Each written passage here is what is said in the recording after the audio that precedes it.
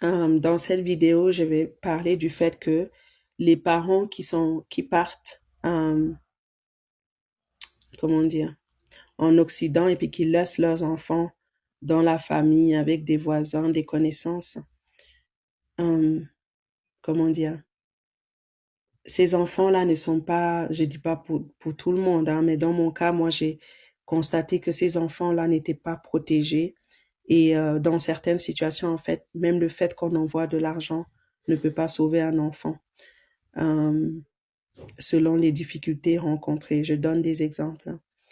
Ma sœur, bon, elle était servie le thé. Bah, je dis, ma sœur, elle travaillait quand même beaucoup aussi, hein. Nouveau sur la chaîne, n'oubliez pas de vous abonner et d'activer la notification pour ne rater aucune de nos prochaines vidéos.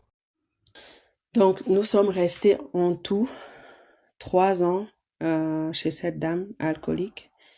Donc, quand je suis arrivée, bah, quelques mois après, j'ai eu 13 ans, donc jusqu'aux 15 ans. Mais c'est une période de ma vie, bah, j'étais comme un adulte, quoi. J'avais juste émotionnellement, bah non, pas du tout. Mais dans la pratique, je gérais comme un adulte. Et moi, ayant ma première violence sexuelle, je l'ai vécue à 5 ans. Et à 7 ans, une tentative. Mais à 9 ans, encore une violence sexuelle. Donc là, j'étais très méfiante. Je me rendais compte que j'étais en danger et que bah, je passais mon temps avec des hommes alcoolisés dans un bar et moi, j'étais un enfant. Donc, et comme j'ai pas de, moi, je sais pas me battre, hein. J'ai pas de force physique là que je vais me dire que je vais me battre avec quelqu'un. Non, non, bah, moi, ce que j'ai développé, moi, j'étais très calme, très respectueuse. C'est vraiment très, voilà, je me trouvais inadéquate partout. Euh, comment dire, je me disais que j'ai dû faire quelque chose pour être toujours comme ça dans ces mauvaises situations. Mais j'essayais quand même de nager, comme on dit, quoi. Donc, moi, les hommes adultes, là, ben, les clients réguliers, ils savaient qu'ils pouvaient pas me toucher. J'étais très, alors là, j'étais respectueuse, mais si tu me touchais le corps, je t'insultais, je te remettais à ta place, je t'expliquais les règles. C'est les nouveaux clients qui arrivaient des fois, et puis qui voulaient me prendre par la taille, et puis là, ben, je les insultais, puis je demandais, je leur disais, je lui disais aux nouveaux, là, d'aller demander aux autres comment ça se passe ici. Et donc, voilà, je servais toutes sortes de bières, quoi. Aujourd'hui, moi, je peux absolument pas sentir la bière. Je déteste la bière juste à cause de ces 3 ans que je passais mes soirées à servir des alcooliques, à servir de la bière. Et ces personnes qui allaient aux latrines, ils se rataient de trous, ils pissaient partout. Puis moi, je devais aller laver ça le matin. Non, moi, la bière, je peux pas, quoi. Et donc, il y avait, par exemple, un des clients louait une chambre chez nous, quoi. Enfin, c'était un... Et puis, ben, il chantait. Et puis moi, ma sœur et l'autre fille, là, qui faisait son apprentissage de couturière, on était les choristes. Donc, vous voyez, quoi, la joyeuse bande dans ce salon, je ne vais pas dire salon de malheur, mais quasi. Et puis voilà, donc c'était comme ça. Il y avait des étudiants aussi qui louaient dans nos cours. Il y avait un qui me mettait la pression. J'avais 14 ans pour que je sorte avec lui. Et je lui disais non, il voulait pas écouter et tout. Ben, il venait par derrière, il me soulevait, enfin, il me portait. Puis ben, je m'énervais, je l'insultais. Et puis au final, j'avais personne à qui dire, quoi. Surtout pas mamie Mariana parce qu'elle va encore t'insulter, t'humilier. Donc, au final, ce que j'ai trouvé à lui dire, c'est qu'il ne pouvait plus m'adresser la parole. Donc, je lui ai interdit, j'ai dit, tu peux pas, tu me dis pas bonjour, tu me parles pas, t'as pas le droit de me parler. Et c'est comme ça qu'en fait, l'abus a arrêté. Et quelques mois plus tard, son voisin, qui est aussi un étudiant, m'a dit que j'ai bien fait parce que il a enceinté une fille et puis ben la fille a dû arrêter l'école, quoi. Mais il m'a tellement mis la pression, enfin, je savais plus quoi faire, quoi. Et puis c'est ce que j'ai trouvé à faire. Donc, j'étais passé l'art de me cacher, comment dire, en anglais on dit hiding in plain sight. Ça veut dire que je me cache alors que je suis devant vous. J'ai envoyé des vibes de il faut pas m'approcher. même à l'école. Donc j'avais ma copine Nelly, à tous les garçons qui lui écrivaient des lettres pour déclarer leur flamme, pour déclarer voilà comment elle était belle. C'est une très très belle femme. Et moi, bah, c'était une belle jeune fille. Et ben moi, j'ai jamais reçu de lettre. Bon, des fois, je me disais bon, j'aurais quand même aimé recevoir une lettre, même si j'aurais dit non. Ben non, j'ai jamais reçu de lettre parce que c'était vraiment une manière de me protéger pour pas qu'on me voit comme quelqu'un qu'on peut ah mais elle est mignonne Myriam. Non non non, elle est pas mignonne. Il faut la laisser tranquille. Surtout que quand j'étais plus petite, je sais pas, peut-être 7 ans, ma mère est venue nous rendre visite. J'habitais à Fumban et puis elle m'a amené moi et ma sœur chez un marabout, un guérisseur. Et puis il a pris ma mère de côté pour lui dire que ces filles, c'est des filles bien, mais qu'il faut la faire attention à celle-là. Bah, comme j'écoutais, je ne pouvais pas, comment dire, je ne pouvais pas regarder qui pointait quoi à celle-là parce que elle peut avoir une grossesse à l'adolescence. Donc j'ai pris que c'était à moi qu'on s'adressait. Donc j'avais une peur bleue voilà de ces expériences quoi de jeune. Donc je me suis pas permise de vivre comment dire voilà de m'intéresser aux garçons quoi. J'étais dans cette peur que euh, ce marabout-là avait dit que c'était moi qui tomberais enceinte, donc j'avais peur. Et puis avec mes expériences, j'avais vraiment très peur. Donc j'essayais d'éviter que les garçons s'intéressent à moi. Et il y a une fille dans notre école qui était tombée enceinte et puis qui avait avorté à 6 mois en buvant de l'eau de Javel et puis qui était décédée dans moi. Ça m'avait marqué ça. Donc voilà quoi, mais j'arrivais à me protéger. J'avais une proximité, j'avais une distance en même temps parce que moi, chaque fois, partout où je suis passée, ma stratégie, c'était euh, de me lier d'amitié avec des personnes qui travaillent vraiment bien à l'école. Comme ça, on pouvait se motiver ensemble. Et c'est ce que j'ai fait à Kumba. Donc, euh, les 3 premières places de ma classe, on était 3 classes. À chaque niveau, il y avait 3 classes et puis il y avait 100 personnes, 100 élèves dans la classe. Et dans ma classe, les 3 premières places étaient occupées par 3 filles, moi, ma copine Nelly et Chantal. Donc, on s'échangeait. Voilà, une est première de classe, je suis deuxième, troisième, voilà. Donc, c'était pour chaque année d'école, il y avait 3 trimestres. Donc, on nous classait. Donc, du coup, bah, on se motivait pour travailler dur. Moi, bah, même avec le bar, en fait, c'était ma seule source de confiance en moi, l'école. Et du coup, ben, donc, nous 3, on était amis avec tous les garçons qui étaient quatrième, cinquième, sixième, septième de classe. Donc, on était un groupe comme ça, de jeunes vraiment brillants, avec beaucoup d'espoir, avec des rêves d'aller à l'université à Boya plus tard. On se motivait vraiment pour travailler et puis les garçons se moquaient de nous que nous on volait tous les points à chaque test. Vraiment, j'étais très respectée à l'école.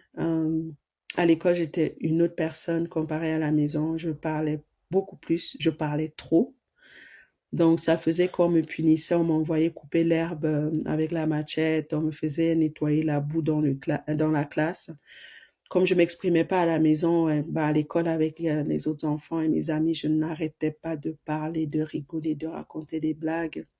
Je lisais beaucoup aussi. Je lisais, bah, dans notre bibliothèque, il y avait quasi pas de livres, mais voilà, si je voyais quelqu'un qui lisait un livre, je le suppliais, s'il te plaît, est-ce que je peux le lire après? Puis je le lisais assez vite, donc je lisais beaucoup et j'allais à l'église.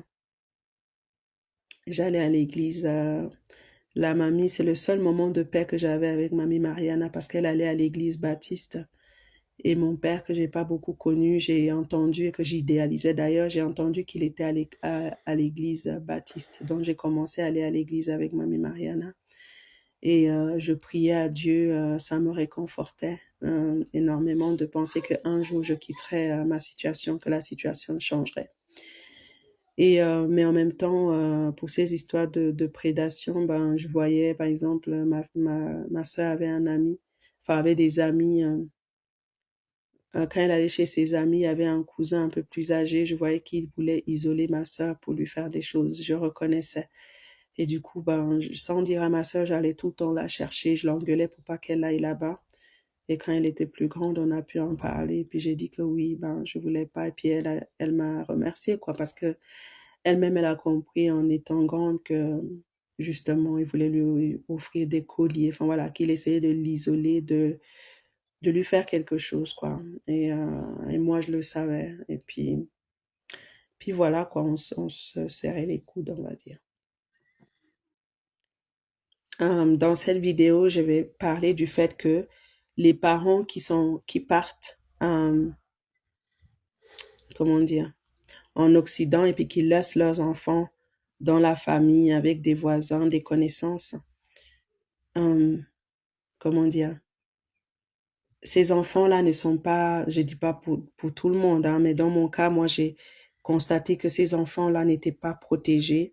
Et dans certaines situations, en fait, même le fait qu'on envoie de l'argent ne peut pas sauver un enfant, euh, selon les difficultés rencontrées. Je donne des exemples, hein.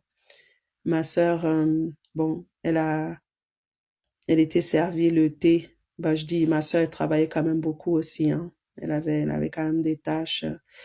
Elle devait aller servir le thé un matin au fils de la Dame Divine. Et puis, ben, je sais pas comment, je pense qu'elle s'est baissée à côté de la table et la tasse lui a versé sur les bras et a toute sa peau qui s'est ouverte. Et puis, la mamie, elle avait pris du sel, beaucoup de sel à badigeonner ça dessus, sur la peau, sur la plaie ouverte. Elle a tellement pleuré ce jour-là. Elle était encore en uniforme. Elle a tellement pleuré qu'elle n'avait plus de voix, quoi. Je la vois encore assise par terre dans la cour. Et, euh, et puis voilà, quoi. Elle n'avait plus du tout de voix. Et, mais après, elle a mis une huile comme ça spéciale où elle mettait avec une plume. Et ça a vraiment bien guéri. Mais elle l'a pas amené à l'hôpital. Bon, là, voilà, la méthode traditionnelle a marché, elle a guéri. Mais ça a pris du temps et puis beaucoup de douleur, quoi. Et puis, je devais l'essuyer. Enfin, il n'y avait pas moyen, quoi, qu'elle puisse changer d'habit avec cette plaie. Mais elle est restée comme ça pendant des semaines, quoi. Et puis, ben une fois, j'ai marché sur un clou dans notre cour, un clou rouillé qui était dans la terre. Et ben après, j'ai commencé à avoir de la fièvre. Et, et puis, ben, j'ai dit à la mamie, elle a dit que c'était rien, ça allait passer.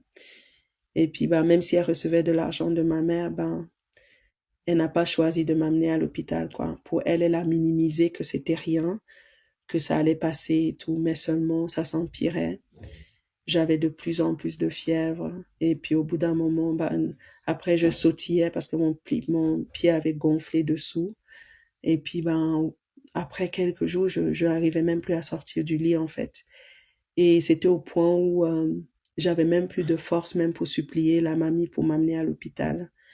Donc, j'étais couchée dans le lit et tout ce que je pouvais faire, c'était inspirer, expirer. Et puis, j'entendais du bruit autour de moi et puis, ben, j'arrivais même plus à dire quoi que ce soit. Moi, je savais que j'allais mourir comme ça. J'avais plus la force de même supplier ou de crier au secours. Et la mamie était là, elle minimisait toujours que que ça irait, quoi, que j'allais me guérir comme ça. Mais je savais que, bah, je perdais de la force. Enfin, c'était constant, quoi, que j'allais vers la sortie. Et j'en étais conscient. Enfin, ce qui est terrible, c'est que je le savais. Et, euh, et je savais aussi que je pouvais rien faire. Donc, je parlais à Dieu. Et puis voilà, quoi. Et puis voilà, breathe in, breathe out. Je me disais ça, les yeux fermés.